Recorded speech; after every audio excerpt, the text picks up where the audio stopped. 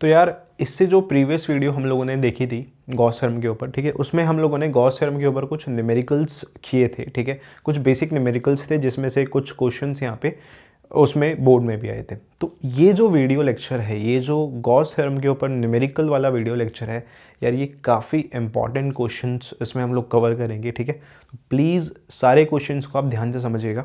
Always do it on my own, so I gotta get through it. And the only thing I know is to love what I'm doing. Never give up, never slow till I finally prove it.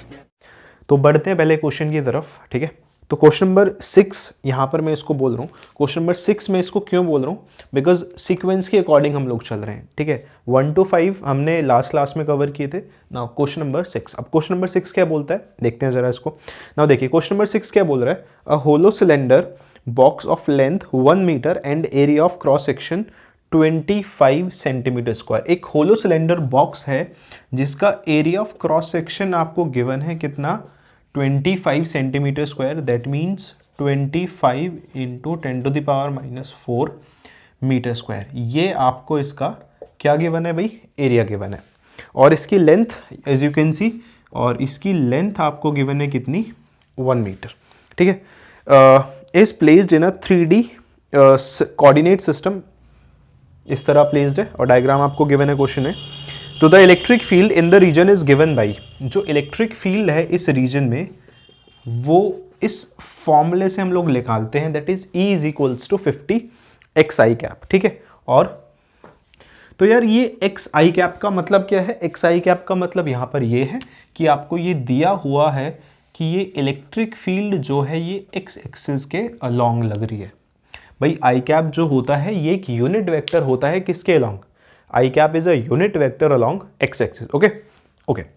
Now हमें क्या निकालना है first part में, अगर आपने question पढ़ा हो ध्यान से तो फर्स्ट पार्ट में हमें क्या बोल रहा है कि find net flux through the cylinder, हमको इस सिलेंडर से नेट फ्लक्स निकालना है। और सेकेंड पार्ट में हमको क्या निकालना है, charge enclosed by the cylinder. और ये दिल्ली 2013 का क्वेश्चन है, तो it's a very important question, आप ध्यान से समझिएगा, ठीक है। और प्रीवियस ईयर क्वेश्चन से हम लोग मोस्टली कवर करेंगे, या कोई एका दुक्का यहाँ पे एनसीईआरटी का क्वेश्चन होगा उसको। तो देखिए देखते हैं जरा, फ्लक्स निकालना है हमको इस सिलेंडर से। अब देखिए यार आपको मैं डेरिवेशन का थोड़ा रेफरेंस देता हूँ, ठीक है। देखो यार हम लोगों ने डेरिवेशन की थी जिसमें हमने इनफाइनाइट वायर वाली डेरिवेशन की थी, हमने इनफाइनाइट प्लेन शीट वाली डेरिवेशन की थी। तो उस डेरिवेशन में हम लोगों ने क्या किया था, हम लोगों ने वहाँ पर सिलेंड्रिकल गॉसियन सरफेस मानी थी, और सिलेंड्रिकल गॉसियन सरफेस को हमने 3 हिस्सों में डिवाइड किया था, याद आया। तो सेम अप्रोच हम यहां पर निकालेंगे, वहां पे भी हमने सिलेंड्रिकल गॉसियन सरफेस से टोटल इलेक्ट्रिक फ्लक्स निकाला था, ठीक है। डेरिवेशंस में यही अप्रोच की हमने, सेम अप्रोच हम यहां पर करने वाले हैं, दैट इज हम यहां पर भी इस सिलेंड्रिकल गॉसियन सरफेस को 3 हिस्सों, सॉरी इस होलो सिलेंडर को लेट्स से 3 सरफेसेस में ब्रेक कर देते हैं और 1 बाय 1 हर एक सरफेस से फ्लक्स निकालते हैं, ठीक है।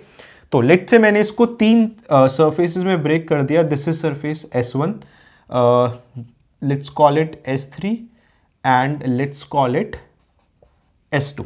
तो 3 सरफेसेस में मैंने ब्रेक कर दिया। अब तीनों सरफेसेस का छोटा सा एरिया मानना पड़ेगा, उस पर नॉर्मल ड्रॉ करना पड़ेगा। तो S1 सरफेस का छोटा सा एरिया, या S1 सरफेस पे जो नॉर्मल जाएगा, ठीक है, छोटा सा एरिया ये कंसिडर किया हमने S1 सरफेस का। अब इस वाली सरफेस पे देखिए, अगर वहां पर भी आपको क्लियर नहीं हुआ था कि नॉर्मल कैसे ड्रॉ करते हैं किसी भी सिलिंड्रिकल सरफेस पे, ये अगर ये वाली सरफेस है, ठीक है, इस सरफेस पे नॉर्मल ड्रॉ करना है, मतलब आउटवर्ड गोइंग नॉर्मल। तो आउटवर्ड गोइंग नॉर्मल मतलब इस सरफेस के, इस फ्लैट फेस के परपेंडिकुलर होना चाहिए। तो परपेंडिकुलर के इसके ऊपर जाएगा, बिल्कुल नहीं जाएगा, परपेंडिकुलर इसके सामने जाएगा, ऐसे, ठीक है।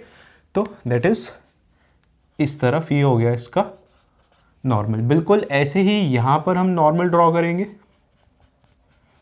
तो इसका नॉर्मल यहां पर। तो हम क्या देखेंगे कि भाई θ3 जो है वो 0 डिग्री है, और θ1 जो है आपका ये 180 डिग्री है। क्यों है भाई 180 डिग्री, क्योंकि इलेक्ट्रिक फील्ड इस तरफ है और नॉर्मल इस ये वाला इस तरफ लग रहा है। और इस वाली सरफेस की बात करें तो इस पे ये माना, तो इस पे ये नॉर्मल इस तरफ लगा, तो θ2 आप साफ साफ देख पा रहे हो, θ2 कितना हो गया 90 डिग्री, ओके। तो फर्स्ट केस में हम लोगों को, आई मीन टू से फर्स्ट पार्ट में हम लोगों को क्या निकालना है, इलेक्ट्रिक फ्लक्स निकालना है किससे, सिलेंडर से। तो सबसे पहले हम निकालेंगे flux through surface, let's call it S1। तो φ1 is equals to ES cos θ1, formula लगाएंगे। अच्छा S नहीं है, A है यहाँ पे एरिया, ठीक है, EA cos θ1। तो φ1 इज E कितनी है 50x, what is A is 25 into 10⁻⁴, और θ1 is given to be cos 180, ठीक है, और cos 180 को -1 लिखेंगे। तो φ1 इज इक्वल्स टू 50x को भी बताता हूँ क्या होता है, इंटू 25। अच्छा ये -1 हो गया, ठीक है। अब देखिए ये x क्या है यहाँ पे, देखो यार अभी हम और भी क्वेश्चंस करने वाले हैं जहाँ पर इस x का अभी आप लोगों को अगली बार से आप खुद ही बताओगे कि x होता क्या है। देखो यार आप जिस फेस पे फ्लक्स निकाल रहे हो या जिस साइड पे फ्लक्स निकाल रहे हो, x उस साइड तक की what I am saying is x उस साइड तक की डिस्टेंस होती है। बट कहाँ से होती है, आंसर इज कहाँ से होती है, ओरिजिन से। तो इस S1 सरफेस के लिए x की वैल्यू कितनी है 1। क्यों 1 है, बिकॉज ये S1 सरफेस के लिए, ये S1 सरफेस के लिए, ठीक है, डिस्टेंस कितनी है ओरिजिन से, भाई 1 मीटर है ना, तो x की वैल्यू होगी 1। cos 180 -1 into 10⁻⁴। तो 50 इंटू 25 कितना हुआ, -1250 into 10⁻⁴ newton metre square per coulomb. तो ये हुआ flux through surface S1। S2 से फ्लक्स कितना आएगा, ये तो पता होना चाहिए, फ्लक्स थ्रू सरफेस S2। तो ये निकल के आएगा आपका EA cos θ2। What is θ2, θ2 is 90। तो φ2 कितना आ गया भाई 0, ठीक है। And last but not least flux through surface S3। तो φ3 इज इक्वल्स टू बिल्कुल सेम तरीका EA cos θ3, ठीक है भाई। cos θ3 कितना है, θ3 is given to be 0 degree. तो φ3 is 50x, this is given to be 25 into 10⁻⁴, and this is 0, cos 0 is 1, ठीक है। अब x की वैल्यू कितनी है, सोचिए जरा, x की वैल्यू होगी 2। देखिए कैसे, आप इस वाली सरफेस पे फ्लक्स निकाल रहे हैं S3 पे, और x3 ओरिजिन से कितनी दूर है, यहां से यहां तक 1, और यहां से यहां तक भी 1, तो 1 + 1 इज 2। तो 50 इंटू 2 इंटू 25 इंटू 10⁻⁴। तो φ3 कितना आ गया, φ3 आ गया भाई 50 into 2 100, that is 2500 into 10⁻⁴ newton metre square per coulomb. तो क्या निकाल लेंगे बड़े आसानी से अब, तो 10 फ्लक्स थ्रू, आप इस पूरे सिलेंडर से फ्लक्स निकाल सकते हो, फ्लक्स थ्रू होलो सिलेंडर। तो φe, तीनों को क्या करना पड़ेगा यार, तीनों को करना पड़ेगा add, that is φ1 plus φ2 plus φ3। Now -1250 into 10⁻⁴ plus 0 plus 2500 into 10⁻⁴, कितना आएगा 1250 into 10⁻⁴ newton metre square per coulomb. तो ये आ गया हमारा फ्लक्स, फर्स्ट पार्ट। अब सेकंड पार्ट में हमसे क्या पूछा है, सेकंड पार्ट में हमसे पूछा है चार्ज, कि भाई बताओ charge enclosed by the cylinder कितना है। तो भाई आपको पता है यार, अकॉर्डिंग टू गॉस थ्योरम, तो चार्ज एनक्लोज्ड कैसे निकालते हैं, ऐसे। तो Q is equals to φe into epsilon nought. Solve कर लोगे, एप्सिलॉन नॉट की वैल्यू आपको पता ही होगी 8.85 इंटू 10⁻12। तो सॉल्व करके आपको चार्ज मिल जाएगा इन कूलम, ठीक है। होपफुली आपको ये क्वेश्चन समझ आया होगा। So now let's move to our next question, which is question number 7। Okay, so हमारा जो नेक्स्ट क्वेश्चन है वो क्या बोल रहा है, the electric field components due to a charge inside the cube of side 0.1, एक क्यूब है जिसकी साइड 0.1 है, और इलेक्ट्रिक फील्ड के कंपोनेंट्स आपको क्या क्या दिए हुए हैं, E X is equals to alpha X, ठीक है, एंड एल्फा कितना दिया हुआ है यहाँ पे, alpha is equals to 500 newton per coulomb metre, ठीक है, न्यूटन पर कूलम्ब मीटर, और ई वाई 0 है, EY is given to be 0 and EZ is also given to be 0. अब EY EZ 0 होने का मतलब ना सिर्फ एक है, यहाँ पे आपको सिर्फ इलेक्ट्रिक फील्ड का x कंपोनेंट दिया हुआ है, दैट मीन्स इसका मतलब क्या हुआ, इसका मतलब ये हुआ यार कि इलेक्ट्रिक फील्ड जो है ना वो सिर्फ और सिर्फ x एक्सिस के अलोंग लग रही है, y एक्सिस और z एक्सिस के अलोंग इलेक्ट्रिक फील्ड नहीं है, ठीक है। तो ये है, तो मैं यहाँ पर Ex को लिख देता हूँ अल्फा की वैल्यू पुट करके, तो Ex will be 500x Newton पर कूलम, ठीक है, मीटर से मीटर कैंसिल आउट हो जाएगा। चलो जी, तो Ex आ गई, हमको क्या निकालना है, सेम वही चीज़ जो 6th क्वेश्चन में निकालना था कि आपको फ्लक्स निकालना है इस क्यूब से और सेकंड चार्ज एनक्लोज निकालना है। तो देखिए अब यहाँ पर कैसे करेंगे, यहाँ पर जो है फ्लक्स में आपको पता है टोटल है 6 फेसेस, सॉरी इस क्यूब में है टोटल कितने फेसेस, इस क्यूब में है टोटल 6 फेसेस। अब मैं बात करूं 4 फेसेस की, और वो 4 फेसेस कौन कौन से, ध्यान से देखिएगा 4 फेसेस कौन कौन से, top, bottom, front end back, ये हैं वो 4 फेसेस, कौन कौन से, टॉप, बॉटम, फ्रंट और बैक।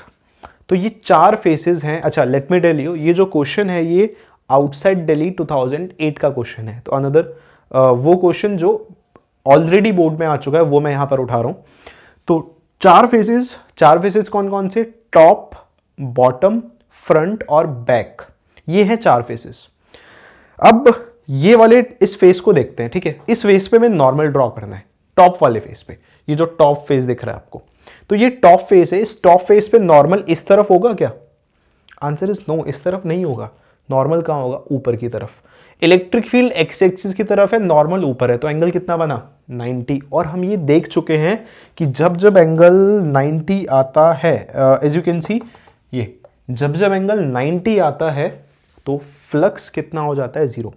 तो जैसे टॉप से फ्लक्स 0 हुआ, बिल्कुल उसी तरह से बॉटम से बिल्कुल इसके जो ऑपोजिट फेस है, लाइक ये नीचे वाला जो फेस है, ये बॉटम वाला फेस, ठीक है, ये इस फेस से भी फ्लक्स क्या हो जाएगा, बिल्कुल 0 हो जाएगा, ठीक है। तो ये तो टॉप और बॉटम समझ आया। अब फ्रंट वाला मतलब ये सामने वाला, तो इस सामने वाले पे नॉर्मल ऐसे आएगी, इलेक्ट्रिक फील्ड ऐसे जा रही है, नॉर्मल ऐसे, इलेक्ट्रिक फील्ड ऐसे, एंगल कितना बना, एंगल बना 90 डिग्री, तो फिर से फ्लक्स कितना 0। अब फ्रंट पे ये सीन है तो बैक वाले पे भी सेम सीन, तो बैक पे नॉर्मल इस तरफ, इलेक्ट्रिक फील्ड इस तरफ, एंगल कितना 90। तो हम यहां पर एक लाइन लिखते हैं, क्या लाइन लिखते हैं कि by symmetry of cube flux through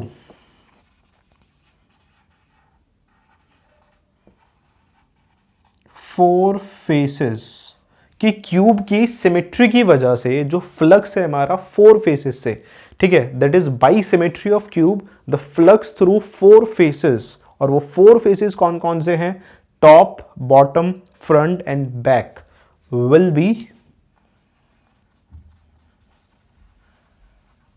flux will be 0। क्यों 0, बिकॉज थीटा किसके इक्वल बनेगा इन चारों केसेस में, 90 डिग्री बनेगा। तो बचे 2 फेस, कौन कौन से, राइट और लेफ्ट। तो ये 2 फेस, ये एक फेस ये रहा राइट वाला, तो राइट वाले पे जब हम नॉर्मल ड्रॉ करेंगे तो नॉर्मल आएगा इस तरफ, तो लेट्स से φ1 कितना बन गया, सॉरी θ1 कितना बन गया 0 डिग्री। और ये जो लेफ्ट वाला है, ये लेफ्ट वाले पे, ठीक है, ये जो लेफ्ट वाला फेस है हमारा, इस लेफ्ट वाले पे नॉर्मल लगेगा इस तरफ, तो यहां पर θ2 कितना बन गया, इलेक्ट्रिक फील्ड इस तरफ, नॉर्मल इस तरफ, θ2 कितना बना 180 डिग्री। नाउ फ्लक्स हम निकाल रहे हैं φr, that is flux through right face, ठीक है। इस वाले से मान लेते हैं कि फ्लक्स कितना है, दिस इज φr, और इस वाले से मान लेते हैं फ्लक्स कितना है फाई एल। क्यों? क्योंकि बाकी चारों से तो फ्लक्स जीरो आएगा ना यार, इसलिए। तो फाई आर देखते हैं कितना होगा। तो फॉर्मूला वही E S cos theta 1। Okay, electric field का सिर्फ एक्स कॉम्पोनेंट है तो ई एक्स लिख लेते हैं। तो this is E X S cos theta 1। तो ई एक्स कितना है 500x into S. What is S? S is area यार। अब देखो यार, यहां पर ना दो डाउट है या दो चीजें आपके दिमाग में आ सकती हैं। पहली चीज क्या आ सकती है आपके दिमाग में कि भाई ये जो एरिया लिया जाएगा क्या ये एरिया क्यूब का होगा, क्योंकि हमें तो क्यूब गिवन है क्वेश्चन में। बट नहीं, यही तो ट्विस्ट है, इसीलिए तो क्वेश्चन इंपॉर्टेंट है कि आपको जो एरिया लेना है ना वो एरिया क्यूब का नहीं लेना, आपको इस क्यूब के फेस का लेना है, क्योंकि आप उस फेस से निकाल रहे हो। ठीक है, हमने इस क्यूब को 6 फेसेस में तोड़ा, जिसमें से 4 से फ्लक्स मतलब जिसमें से 4 फेसेस के फ्लक्स का कंट्रीब्यूशन 0 नल खत्म। ठीक है, तो बचा राइट वाला फेस। अब ये राइट वाला फेस किसकी तरह दिख रहा है? देखो ये राइट वाला फेस जो है, ये वाला फेस, जो राइट वाला फेस है ये क्या एक स्क्वायर नहीं है? दिस इज अ स्क्वायर यार। तो स्क्वायर का एरिया क्या होता है? Side into side, that is 0.1 into 0.1। और कॉस थीटा 1 आपको ऑलरेडी दिया हुआ है 0 इंटू कॉस 0। अब देखिए यहां पर x की वैल्यू आपको पुट करनी है। अब सवाल आता है यार ये x की वैल्यू कहां से आएगी, क्या आएगी?